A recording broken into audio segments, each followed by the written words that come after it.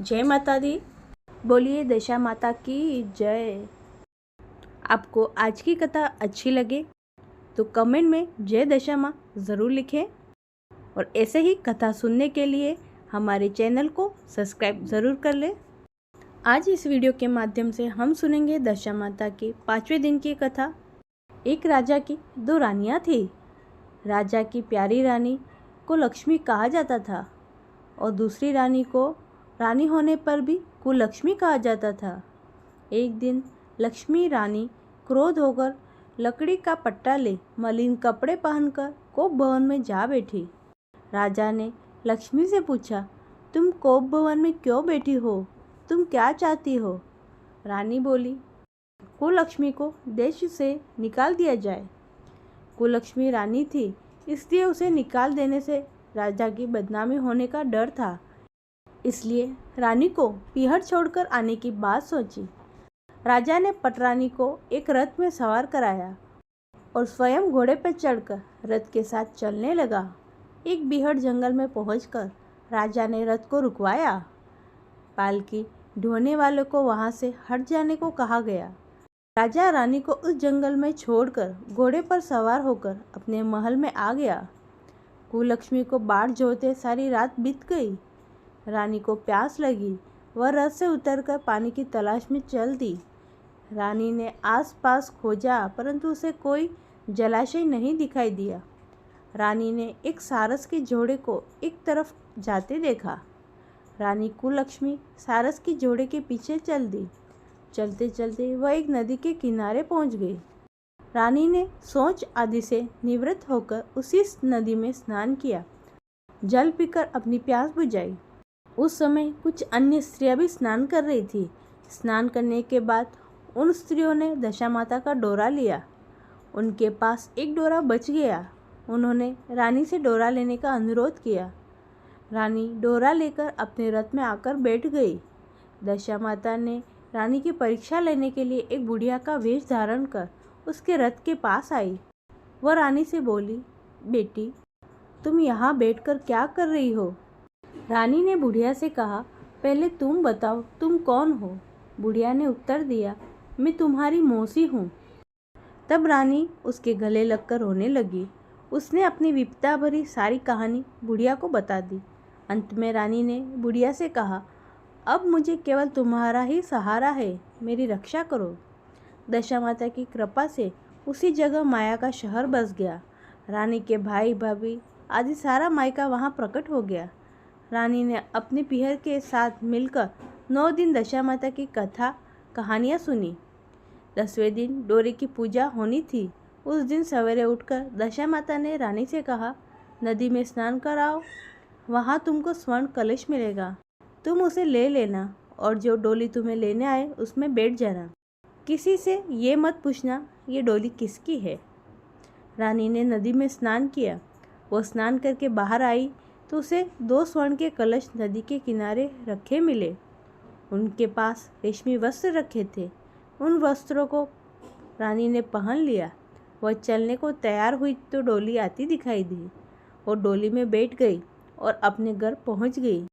घर पहुंचकर उसने माया के परिवार की सब महिलाएं सहित दशा माता के डोरे की पूजा की। सुहागिनों को भोजन कराया। इसके बाद उसने पारण किया। अब रानी अपने पीहर में आनंद पूर्वक सबके साथ मिलकर रहने लगी। इधर कुछ समय बाद राजा को रानी कुलक्ष्मी का ध्यान आया। राजा ने विचार किया, जिस दिन मैं रानी को जंगल में छोड़कर आया हूँ तब से उनका कोई समाचार नहीं मिला। चलकर देखना चाहिए कि रानी कुलक्ष्मी का क्या हाल है। मंत्रियों ने राजा को समझाया कि अब रानी से मिलना आपके लिए ठीक नहीं होगा, परंतु राजा ने मंत्रियों की बात पर कोई ध्यान नहीं दिया। वह घोड़े पर सवार होकर उसी स्थान पर पहुंचा जहां पर रानी को छोड़ आया था। राजा को ये देखकर बड़ा आश्चर्य हुआ कि यहाँ तो सघन वन था, परंतु यहाँ रमणीक बस्ती बसी हुई है। राजा ने लोगों से पूछा, ये कौन सी नगरी है? लोगों ने बताया, ये कुलक्ष्मी का नगर है। अब तो राजा के आश्चर्य का ठिकाना न रहा। वह बार बार सोच रहा था कि क्या ये नगर मेरी पटरानी कुलक्ष्मी द्वारा बसाया नगर है?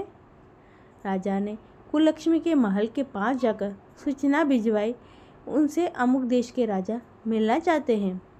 रानी ने राजा को पहचान कर मिलने से मना कर दिया, परंतु मौसी ने उसे समझाया, हिंदुओं में तो पति परमेश्वर माना जाता है, तुम्हें यही उचित है कि तुम यथाशक्ति उनका आदर सत्कार करो। मौसी के कहने पर रानी कुललक्ष्मी ने राजा को महल में बुलवाया। दोपहर को राजा को भोजन पर बुलाया गया। राजा के साथ नाई भी था। रानी राजा और नाई को भोजन कराने लगी। पहली बार रानी ने नाई की पतल पर भोजन परोसा। नाई ने रानी के पैर पर एक छींटा लगाया। रानी इस भेद को नहीं समझ सकी कि नाई ने उसके पैर पर रायता का छींटा क्यों मारा। रानी दूसरी बार पोशाक बदलकर फिर आई। राजा मन में सोचने लगा कि यहाँ बहुत सी रानियाँ हैं, सबकी शक्ल एक जैसी है, मैं अपनी रानी को कैसे पहचानूंगा। डेरे आकर राजा ने नाई से कहा, यहाँ तो कई रानियाँ हैं, मैं अपने रानी को कैसे पहचानूं। नाई बड़ा चतुर था। वो बोला, रानी तो एक ही है, परंतु वो पोशाक बदल बदल कर हमारे सामने आ रही है। राजा ने नाई से पूछा, तुझे कैसे पता चला रानी एक ही है। नाई बोला, मैंने उनके पैर पर रायते का छींटा मारा था।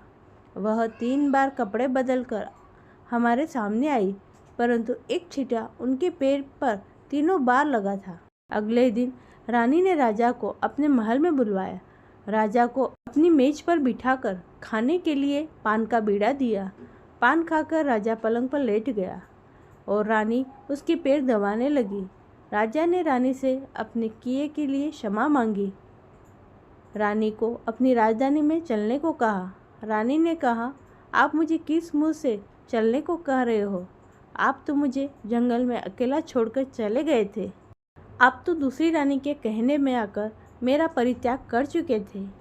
ये तो मेरी मौसी का किया हुआ है, उसी के कारण यह सब वैभव मुझे प्राप्त हुआ है, वरना आप तो मेरा सर्वनाश कर चुके थे। राजा ने रानी को बहुत समझाया। तब रानी बोली, मैं केवल एक शर्त पर आपके साथ चल सकती हूँ। आप मेरी मौसी से वरदान मांगेंगे कि यह नगरी आपकी राजधानी के पास पहुँचा दे, जिससे जब मेरा मन चाहे आपके पास रहूं और जब भी चाहे तो मौसी के लिए महल में चली जाऊं।